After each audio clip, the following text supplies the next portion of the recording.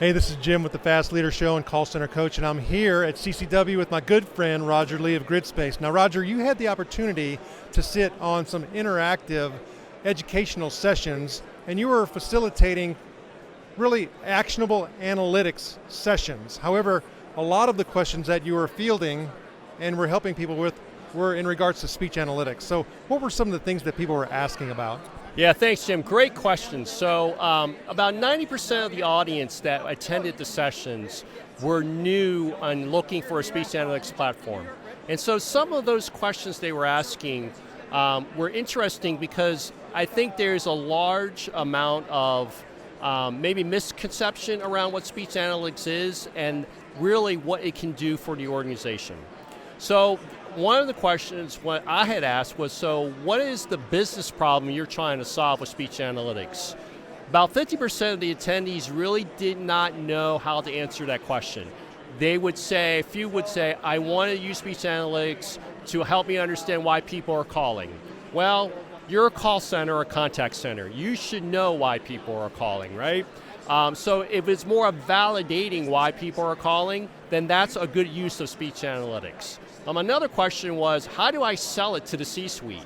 Wow, that's a really long discussion, but I will tell you there are definitely elements of a business case that we have shown it can help as you are designing and developing why speech analytics is so important to your organization. And it can be very simple, but I look at two particular areas of a business case: improving agent performance and also how to improve the enterprise as a whole. So there's two pieces, and a lot of times some of the initial conversations in the workshop was about agent performance, how to streamline the QA process, all very important, but that necessarily won't sell it to the C-suite.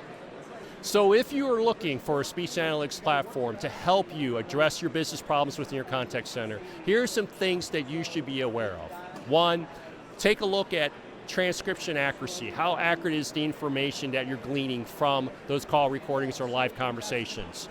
Two, how easy is it to use the application from an end user perspective? Do you need a number of resources in addition to your already tasked team of QAs or analysts to review calls and to use the application?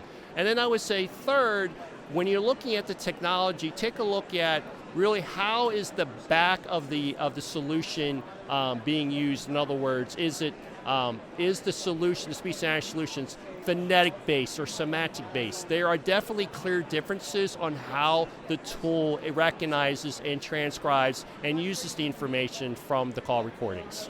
I think one of the things that's also important, you and I had talked about before, is really understanding the difference between intent and emotion. Tell us a little bit about that. Yeah, that's a great call out. So there was a number of conversations or questions regarding sentiment, right? So they want to understand the caller's intent or sentiment of the call, or even how the agent responds. I use the term more of what I call emotion modeling, and that is a big difference. Sentiment is really looking at the words. Emotion modeling is looking at the tonality of the conversation in addition to the context of the conversation. And those two attributes will make up the emotion modeling, will actually give you a fair or clear representation of what is happening.